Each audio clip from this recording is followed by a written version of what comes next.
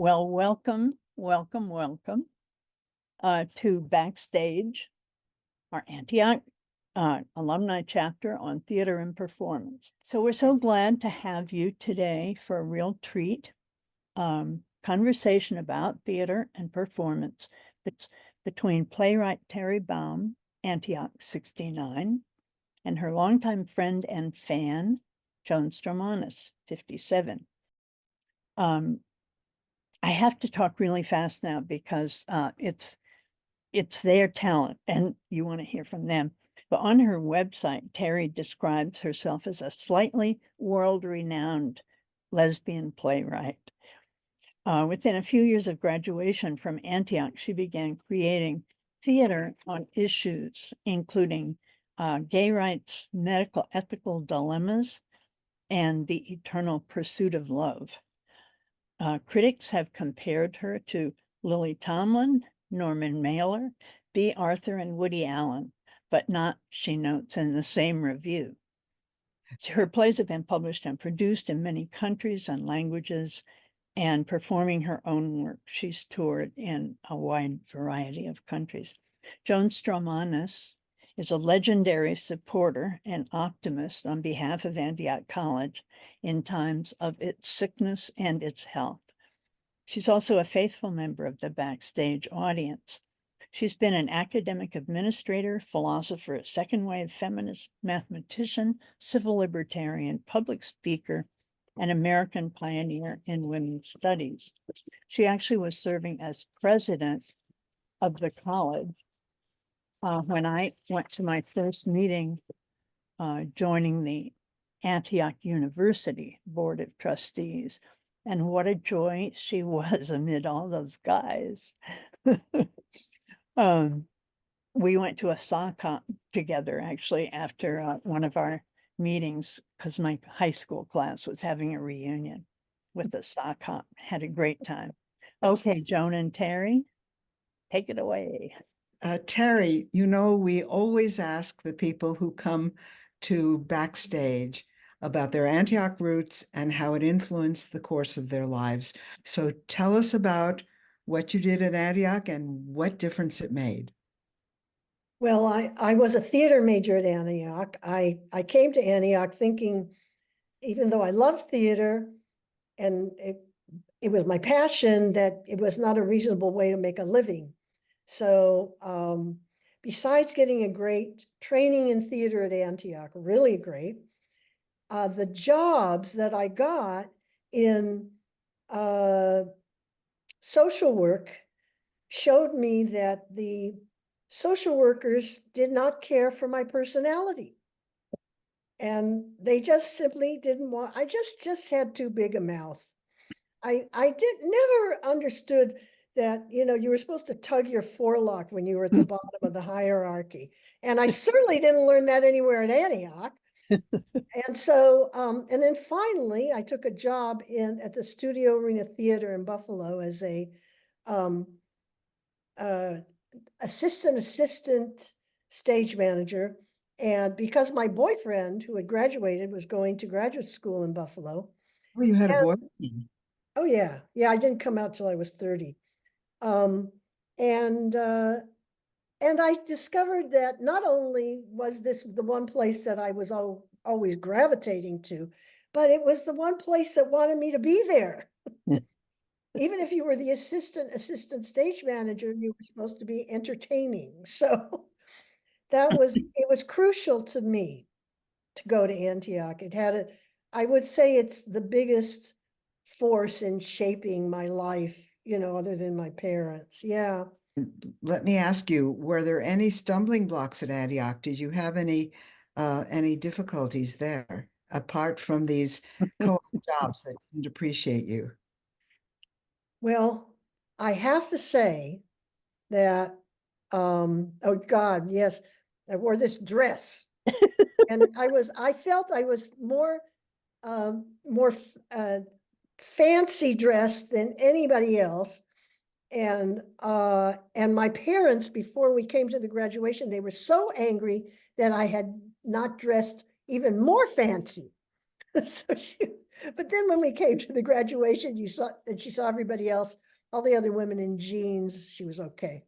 And that's President Dixon, is it? Yeah. Mhm. So, oh, So did you have any? okay, well, I would say, barriers at Antioch. I never got cast till the very last quarter. And I, because I just never was a sweet young thing. Even when I was a sweet young thing, I didn't look like one. So, and I also felt, but of course, I was one of the smart kids in high school. And once I got to Antioch, I felt I was surrounded by people who were students, who were my intellectual superiors. So I was always telling myself, well, at least I'm a nice person. Well, you've remained that. So let me ask you, you said that you didn't come out until you were 30. So during that time, can you tell us a little bit about that journey? We hadn't discussed that, but I would be very interested to hear, and I think other people would too. Well, I guess I would say I very gradually got bored with men. And I didn't really, before I came out, I didn't, I started out a very conventional girl who was terribly anxious to be involved with a boy and grateful for the attention. And as it evolved, I just didn't give a damn. I was still sleeping with men, but they had no, I would say I drifted away emotionally from men and got, certainly was bored. Yeah, that was the main thing. So And you said you drifted away emotionally. I'm very interested now in asking you where your emotions went. Did they go first to writing or acting? Because you're a playwright and you're an actor, and I assume that you have both identities, right? well, I don't have that much of an identity as an actor because I almost never got cast in anything. So I was Madame Reinevsky in my senior year. That was a very big deal. And Dal directed. That was an amazing production for me. And I learned how to be scintillating, and I've developed a bell-like laugh that I kept for several years. But I didn't really get cast. And so I learned to be a director at Antioch because you had to direct and that was very crucial. You had to direct a one-act play to graduate in theater. And I'm a person who grew up without, I had a loving childhood and all that, but really no encouragement or recognition at any moment in my life until I directed Jack or the Submission by Ionesco, a really wacky absurdist play. And the students, I didn't really hear anything from the teachers, but the students came up to me and said, "You're really good at this." That was the first time I was ever acknowledged by anybody. That's just how happens to be how my life was. I just wasn't what anybody was looking for in terms of, a special until I directed a play. And then it seemed much preferable to be the person choosing actors than to be waiting to be chosen. And I went to Columbia University Graduate School in directing. I didn't stay there long because it was not that great at that time. It really wasn't the same thing they have now. And it wasn't as stimulating as Antioch, and the students were not as smart as the Antiochians. So I just was very frustrated and I quit. Heard that from so many people. They went to graduate school. It was kind of a letdown. Yeah, But you definitely. went from being a director to being a playwright at some point. So Yes. Okay. So that was because I became a feminist. okay, and And something new for you. yes, absolutely. It was really like I was actually still at Antioch, and I was had a social work job in New York City, and I got into a consciousness raising group. But even I went to a meeting of the New York Radical Feminists. They used to talk about a light bulb going on. Mhm. And they talked about the light bulb. And that truly happened to me. I read this one sheet mimeographed thing of feminist statements from the New York Radical Feminists, and the light bulb went on, and I suddenly realized, oh, the problem isn't with me. I'm not the problem. It's Okay. society. Mhm. It's always been okay that I spoke up too much and had too many ideas. Right. And so you became a playwright. So Once you become, this is back in '69, once I became a feminist, there was almost nothing I wanted to direct. because there weren't plays. I remember that because I was Yeah, teaching women's no, studies.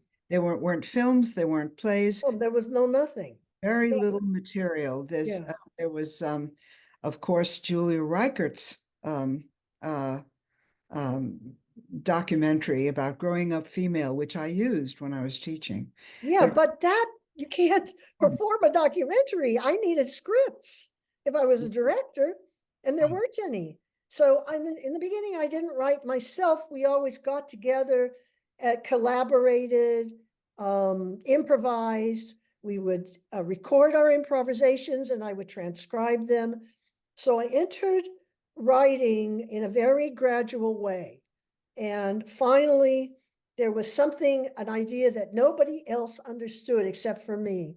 When we were doing this play on moonlighting and women in work in Lilith. And I had this idea of these women forming a toilet, the parts of a toilet, and one of the workers being afraid to fix the toilet, and the other worker helps her conquer her fear of fixing the toilet. But anyhow, nobody could understand except for me, and that was the first time I wrote something by myself. and then you ended up writing a whole book of plays. This is One Dykes Theater, which was published in 2019. This is not all my plays. This is all my best plays that are lesbian centric. Because Ah, I have two plays that are really Jewish centric, and they're not in it. And there's other plays. My play about running for Congress against Nancy Pelosi isn't in it because it's not about being a lesbian. So yeah, I wrote a lot of plays, and I first started doing writing a solo thing, just because I wanted to, just economically, I wanted to make a living. But it was just wonderful. I could travel so easily, and I traveled all over the world as a solo performer. And one of the wonderful things about continuing to perform your own work is you get to keep rewriting it, and it ah, gets better and better.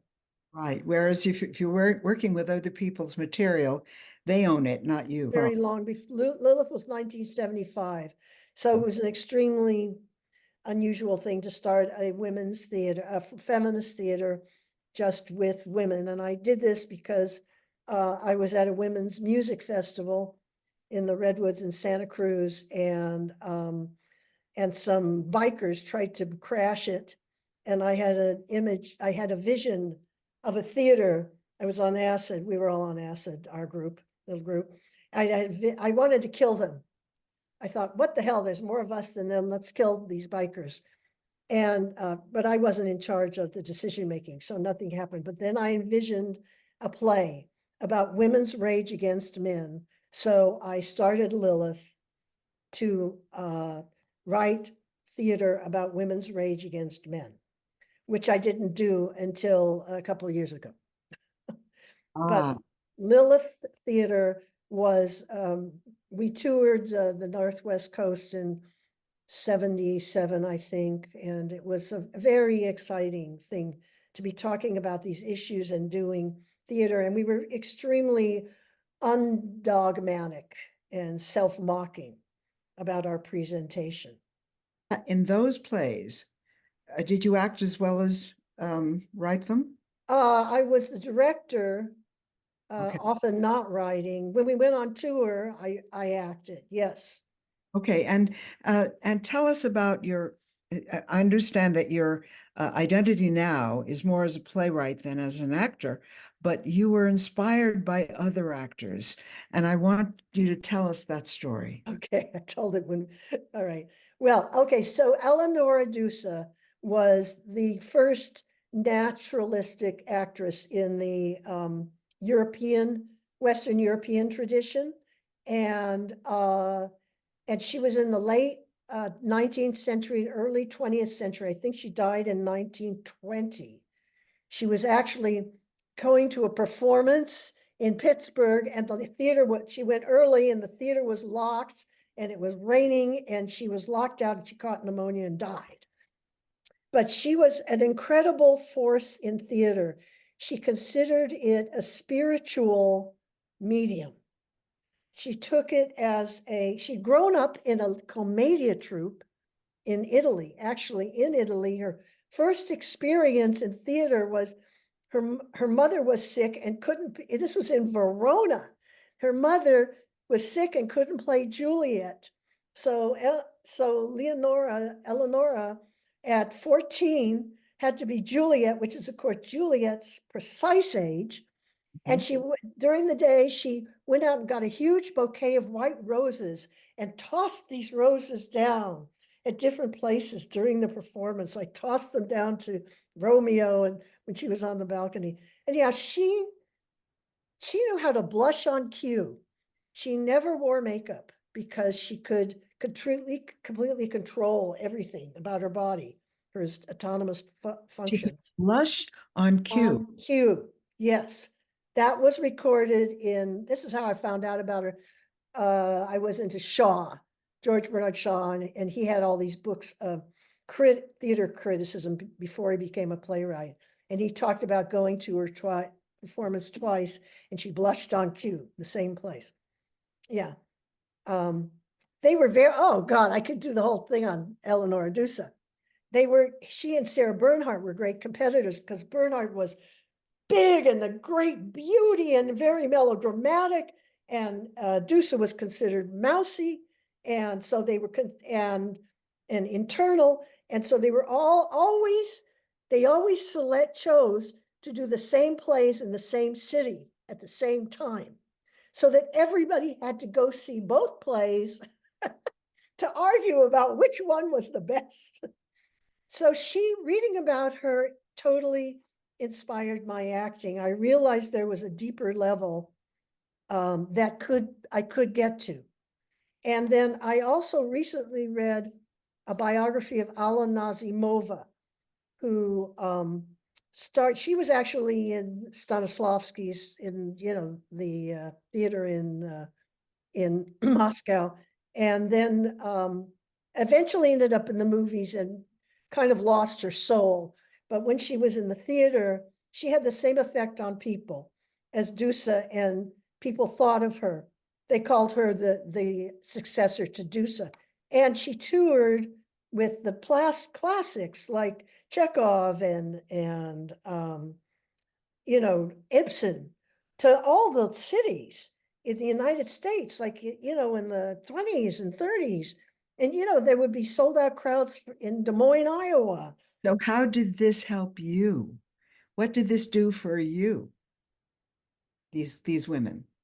I say Nazimova was a reminder of what Duse had told me. And in fact, I just had a performance where, unfortunately, since it gets more and more difficult to memorize, I hadn't memorized my lines. And this was Hick at the Marsh in the middle of March. And so I had to go, instead of doing the whole show, I had to go there and stand in front of the audience, in front of behind a music stand and read the play. And I knew I had to be as great as Duse or Nazimova to make people forget that they weren't seeing a full performance.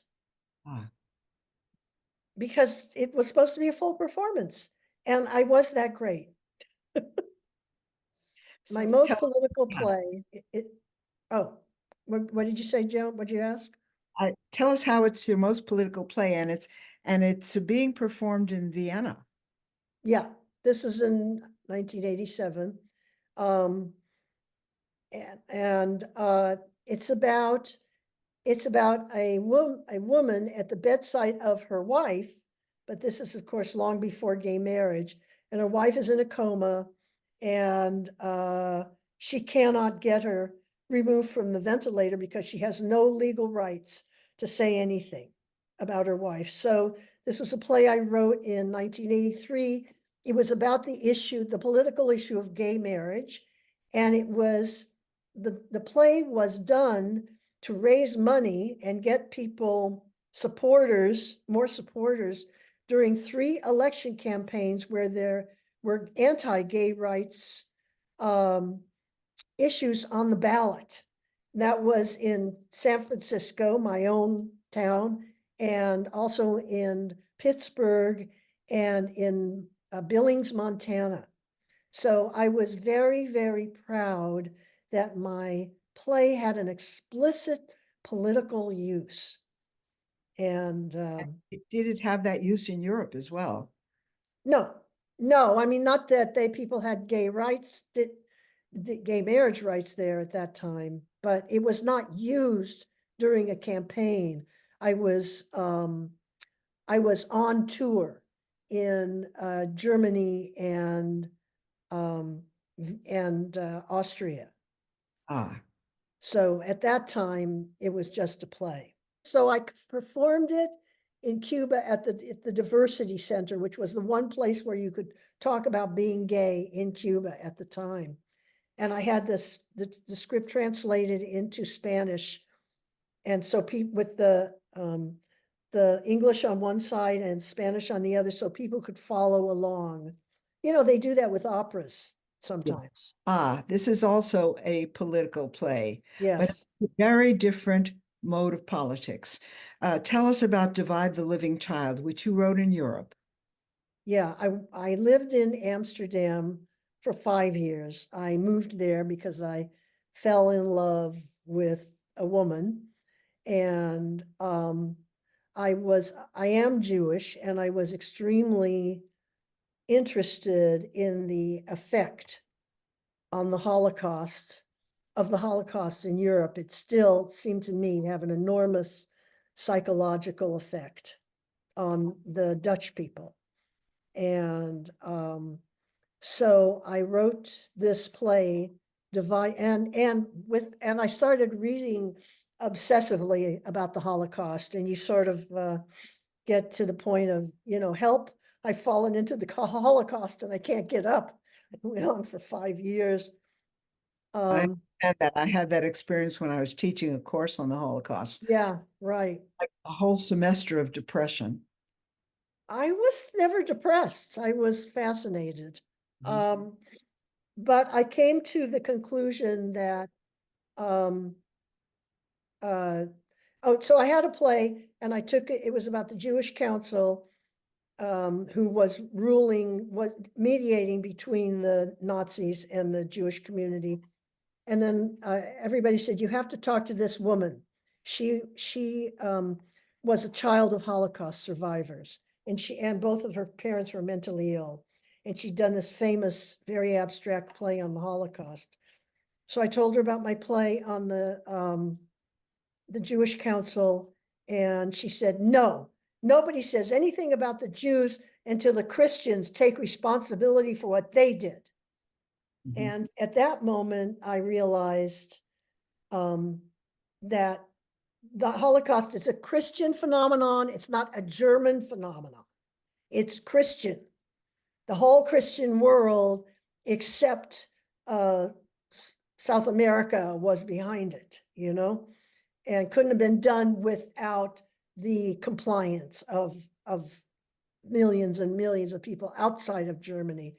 So I wrote a play, came up with a play after working for 5 years, came up with a plot in 20 minutes, which was a Jewish woman and her daughter are being hidden by a Christian woman in Amsterdam, and she is the woman, Christian woman, is trying to convert the Jewish daughter to Christianity. And that's not just a fictional trope, right? No, actually, yeah.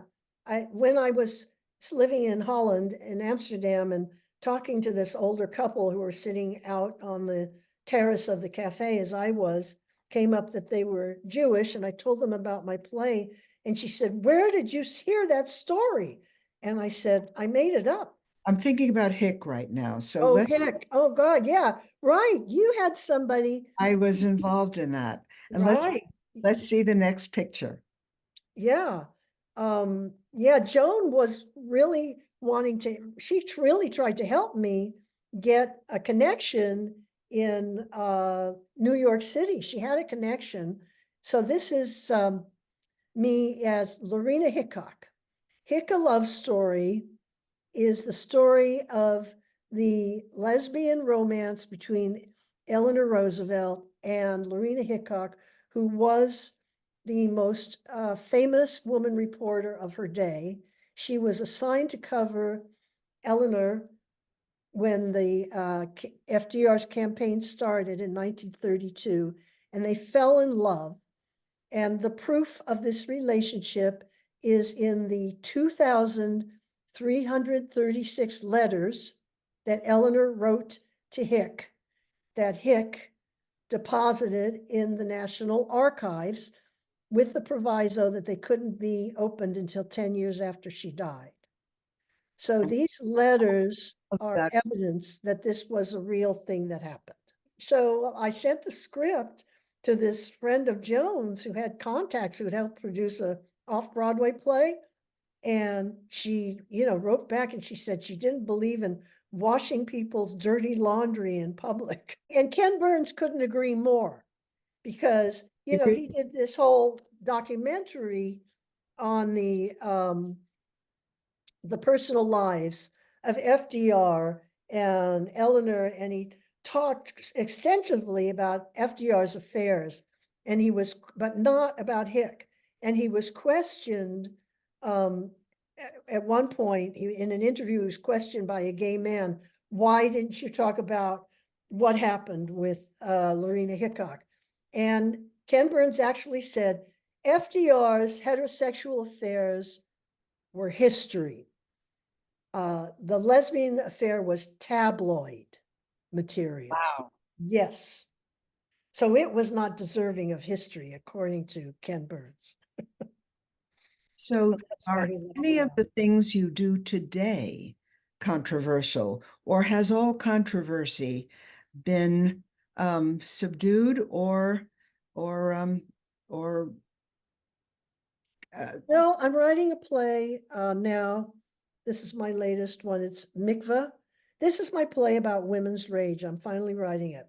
It takes place in a Jewish shtetl in the ritual bathhouse for the women. And it is a very intense affair between Chava, the attendant, who is kind of a golem figure, kind of like, kind of clumsy, and she doesn't read, and anyhow, simple, I would say, not simple-minded. And a beautiful young woman who comes in for the first time. She's being forced to marry a rich man. And she's educated. What the mikveh is? What is the mikveh? The mikveh is a ritual bath that every Jewish community, Orthodox community, has to have.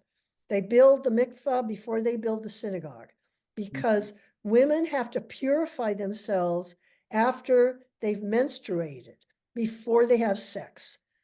In Orthodox Judaism, there's no sex, heterosexual sex, once a woman's period has started until, I don't know, it's 10 days or something after she stopped. So the sex is very concentrated during the other part of the month, which happens to be the most fertile time of the month. So So it's so there in this it takes place in Poland. And Anyhow, it's crucial to say that a woman has to use the mikveh, the ritual bath, before her wedding. yes, that's right. That's why this young girl comes in, because she's going to be married, and before you're married, you have to go to the mikveh. So she has a terrible husband, and anyhow, they end up killing two men. One of the men is a beggar who spies them through a knothole in the mikveh. This actually was based on a real account in the New York Times. In one of the Hasidic communities, a rabbi was caught spying through a knothole into the mikveh. Yes, yes. Anyhow, but in mine, I have it's just a beggar, but he's Hava's best friend, and he tries to blackmail them, and Hava flies into a rage when he also tries to rape Rachel, and she kills him, or she throws him over a cliff. Yeah.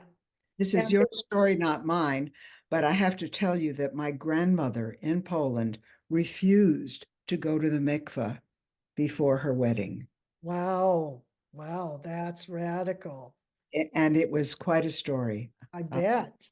I Another, I want to hear that. I will definitely want to hear that. So then, her father took it upon himself. I have to add this. yes, You know, at the mikveh, they don't only bathe the woman, they also cut her hair. And in fact, they used to shave her hair. wow, And she would wear a wig or a that's a right. curl. Yeah, My grandmother title. refused to have her hair cut and refused to go to the mikveh. And her father announced to the synagogue, to the whole community, that he took it upon himself to forbid her to have her hair cut because she was going to the new world. She was going to another country, and who knew what the customs were there. And he didn't want his daughter to be handicapped by old world ways. Wow, what a radical dad. That's And I was amazing. named after him. What, you're named after him? Wow, that's incredible. Anyway, that's the short version of the story. Yeah, well, in my play, there's no men like that. So they end up, Hava is the daughter of the witch and is a healer herself. And Rachel's husband is beating her instead of at night. So Hava gives Rachel a sleeping potion, and then Rachel gives her husband a overdose, and he dies. And then they have to flee. So they leave. So in fact, this was controversial because now I'm a Buddhist practitioner. And, and my teacher said, when I told her that I was working on this play, she said, "Oh, no, no, no. That's not good for your spiritual development to work on something with, violence in it." And I said, and my response was, "And your point is," because I don't care damn about my spiritual development compared to my work. And then Carolyn, who is a very devout Tibetan Buddhist practitioner, I'm just Zen, which is lightweight compared to Tibetan. Carolyn told me she could not direct the play because of the violence in it. That was contrary to her Buddhist practice. And that's the only play you've written that has that level of violence in it, right? Yes. I'm not drawn. Both of these murders happen off stage. I'm like I'd go with the Greeks. On stage violence, anyhow, it's not my strong point. Melodrama and violence on stage are not my strong point as a writer, describing it so it's believable. But the consequences of it emotionally to people who are involved in it, yes, that's what I'm interested in. So, Terry, considering your career and doing what you do as a lesbian playwright, and as a Jewish playwright and as an actor, can you make a living this way? No, no, no. Mommy and daddy made this possible. That's interesting. Yeah. I was wondering about that. Well, I was supporting myself until I was 40. In, Mhm. this very marginal way, being a waitress and typing students' papers and things like that. And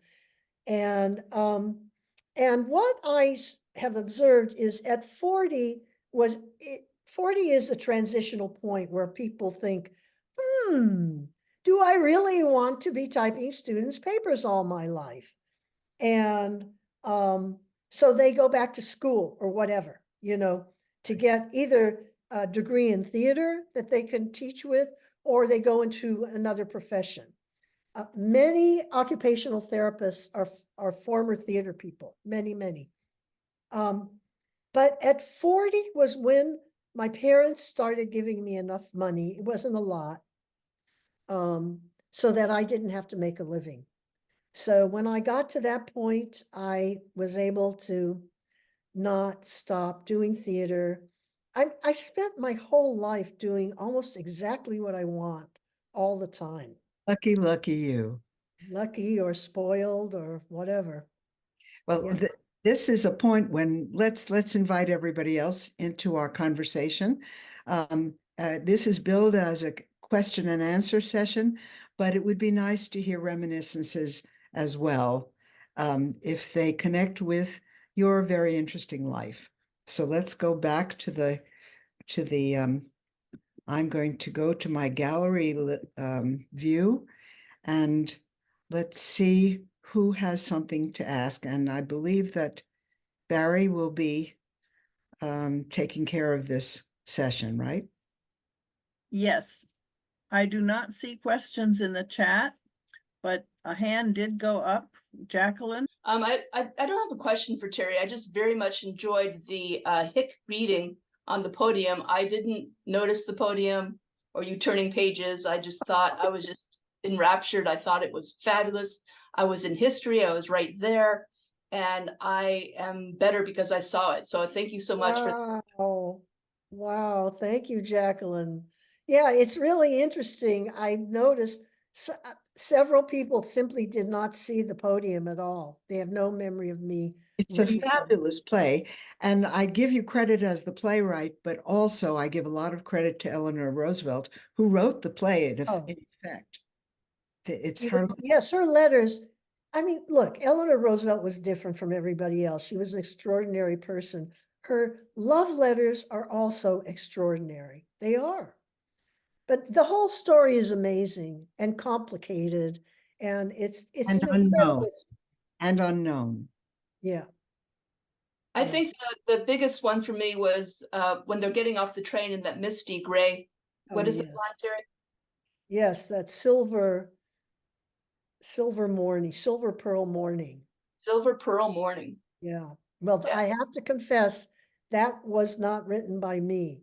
Pat Bond, who was my very close friend, wrote the first play about Hick quite a long time before me.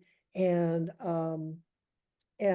she had died, and a lot more material had come out. And so I used I had the permission to use part of her play. So yes, Silver Pearl Morning is hers. Isn't it one? Yes. A wonderful line. Yes, it is. I went from that one meeting. I only went to one meeting of the New York Radical Feminists, had this huge light bulb, and then they invited on their guest speaker, who was Bella Abzug, who was running for Congress. And I never went back to the New York Radical Feminists, but I volunteered for Bella, and I became her personal aide and went everywhere with her on that first campaign. But this is a good time to remind you that you too ran for Congress. Yes. Nancy Pelosi, of all people. And I have a button. I don't know if you can spotlight me enough to. Yeah, I think you're right up close to the screen. Yeah. You spotlight me so that. Yeah, that's good. Yeah, This is Terry's campaign button when she ran for Congress against Nancy Pelosi. Why? Because Pelosi supported the invasion of Iraq and the Patriot Act. And I felt she wasn't representing, I could not bear it because she wasn't representing San Francisco. Here, we were all going out and demonstrating, and our political representative couldn't have cared less. And nobody wanted to hear about it. Truly, nobody wanted to hear anything bad about Nancy Pelosi. And then when you get up to that level of power, you don't have to twist any arms. Like, I was kept off the ballot because I was a write-in, and I didn't, I didn't get, even though I got the amount of write-ins, this is for the primary, even though I was a Green, even though I got the amount of write-ins that was needed, which was almost impossible, some of the people who wrote my name in didn't connect the arrow next to my name. And the Department of Elections said they would not count the votes. This is the arrow on the ballot. The arrow on the ballot, there's a gap in the ballot, and you black out the gap to vote. So people had written out my name in, some of them, and not blacked out the gap. And the head of the elections actually said in a hearing that just because they wrote my name in didn't mean they actually wanted to vote for me. So then I took it to court, and, well, admittedly, I had a lawyer who was having a nervous breakdown, so it wasn't the greatest. We didn't have the greatest defense. But the truth is any superior court judge going to make a decision that might displease Nancy Pelosi? Nancy Pelosi doesn't have to say anything to any superior court judge who would prefer to be a higher judge if he could. He's not gonna, trespass on her territory. So it was terrible. And I lost two of my friends, closest friends, because they could not accept that I was running against Pelosi. We have a question from Sarah Albertson. Sarah, can you unmute yourself? Sarah and I were at Antioch together, and we're very good friends. Yes. Hi, Terry. Hi, This has just Sarah. been so fun and interesting, fascinating to catch up about your life. Oh, But I had a question that, if you can recall, I don't know if you have opinions about it, but we were Vista volunteers. yes. We're in a theater troupe, and we went to Appalachia Yes. one summer, and I just wondered what value did you think that had, or what impression? I think we were the folk theater of the Appalachians. And this was the concept of Paul, do you remember his last name? Chipman. He was like the king of the drama department. He got all the best roles. And he was quite compelling. And so he had this concept of the folk theater of the Appalachians, and we were part of the Appalachian Volunteers. I think the theater that we did with the people there was very empowering. However, it was clear to me that that wasn't what I wanted to do with my life. That became clear when we did the folk theater of the Appalachians. I wanted to do theater with other people who were totally committed to theater. But I think what we did, the improvisations, and we built up things to take to demonstrations and stuff like that. I thought that was very important work. That was That's nice to hear. that's how I felt about it. Sarah and I were continually being evicted because they thought we had men coming up to our room. We never were. But they thought it. So we were always having to leave. We were in the white community. Finally, we ended up in the Black community. We were in a house with other Black people, other people, they were African American, and we didn't have to worry about the idea that we Interesting. were sneaking people. We have a question from Merrill. Merrill, can you unmute yourself? Yeah, I'm unmuted here and I'm keeping the camera off because I'm getting better reception. But I first became acquainted with Terry's work through the magnificent Hick. And then I read her plays and loved them. But then I saw a video of Divide the Living Child, and I have got to say that it tore my heart out. I watched it several times, and it is just one of, as a Jewish woman, as a Jewish lesbian, it's one of the most magnificent pieces of work that I personally have seen. Thank you. Yes, I happen to have, if you go to my website, liliththeater.com, LilithTheater, maybe somebody could put it in the chat.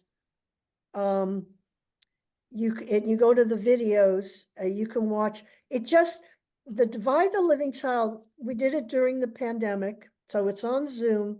And I had the suspicion that this play might work well on Zoom because all the characters are really trapped, you know, and by the Nazi invasion, you know, the Nazi occupation. And it did, and we had one of those magic theater times when everything fell together. Everyone was amazing. And the mother and daughter were completely believable as a mother and daughter. It was one of those experiences. They don't happen all the time. A lot of good theater happens that isn't that like that. I keep on writing Divide the Living Child. I started when I was living in Holland, which I left in '94. But I wrote it quite a bit since then too. So when was it produced on Zoom during the pandemic? Right, like the first version that was actually had a real live production. There was the threat was a Nazi who came to inspect the house. So the mother had to hide. The daughter had a Christian identity in the world. And then again, as I said, I'm not good with melodrama. Didn't work for me. So I got rid of the Nazi soldier, and I had a nosy neighbor who suspects that Hannah is not a real Christian, and who's always coming over and visiting and trying to trip her up with questions, which is actually so much more interesting than a Nazi soldier. So yeah, I'm very, very proud of that. I really wish I had a not true production of what I have now. Sadly, most Jewish theaters will not take plays about the Holocaust. They will not take submissions of plays about the Holocaust. They just won't. So you can't even get it read. Interesting. So I don't even know how to make it happen. And even when I had enough money, you know, so that I didn't have to work other than in theater, I did not have enough money to produce this play. You could send it to my friend who rejected Hick because it's not about lesbians. Well, what the hell? We have a question here from David Vincent. How did you arrange the many venues to perform in the US, Mexico, and Europe? Carolyn arranged that tour. I didn't arrange it. She wanted to go to Mexico, damn it, because her daughter was living there. And so that's why we went. But it was absolutely wonderful. I mean, performing was great, and Mexico was just incredible.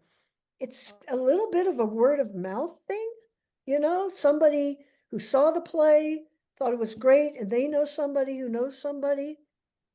A lot of phone calls to all these connections, you know, before we had the internet. Phoning. And one time I planned a whole tour. I decided I was going to have a different persona because it was so hard to sell myself. So I said I was my business manager, Andrea Vortex. That was my nom de business. But I did contact this. I wanted to do immediate family, and my friend close friend had somebody who was a teacher at a nursing school. It was perfect for them. And so I talked to him twice. And then one time he called me back. I talked to him as Andrea Vortex, and he called me back, and I didn't know who to be. So Oh, he contacted my friend Marty, and he said, there's something fishy going on here. And then I wrote him what I thought was a wonderful, gallant letter, funny letter, explaining what I was doing, but I never heard from him again. So I lost that booking. Or I could say Andrea Vortex lost the booking. I noticed long before Trump, things kept getting more and more absurd, you know?